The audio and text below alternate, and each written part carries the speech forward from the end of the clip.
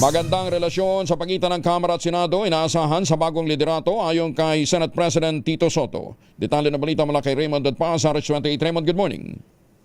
Umaasa ng magandang relasyon sa pagitan ng Kamara de Representantes at Senado si Senate President Vicente Tito Soto III.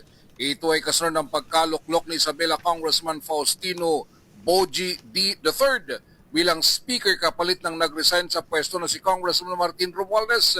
Ayon kay Soto, kilala niya ng personal si D dahil orihinal na kapartido nito sa Nationalist People's Coalition o NPC bago lumipat sa Partido Federal ng Pilipinas sa panahon ni Pangulong Bongbong Marcos. Para sa Pangulo ng Senado, good choice at excellent ang pagpili sa kanya ng mga congressmen na maging speaker. Inamin ni Soto na hindi na siya nagulat sa nangyaring palitan ng liderato ng Kamara de Representantes dahil noong birthday lunch ni Presidente ay narinig na niya na hinihimok na mga congressmen si D na maging speaker.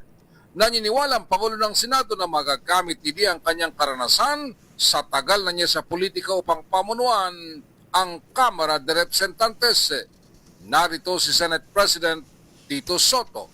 During the birthday lunch of President Marcos, I was already overhearing from the other members of the House that they were asking Bogie to consider the speakership. Is there no expectations yung by Congressman Bogie?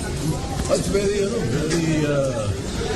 that's a very good choice for the congressman. He's a very good record.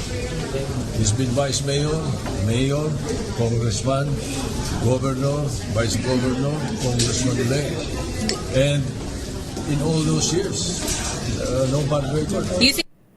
Ito si RH28 Raymond Dadbas para sa DZRH, una sa Pilipinas, una sa Pilipino. Maraming salamat, Raymond.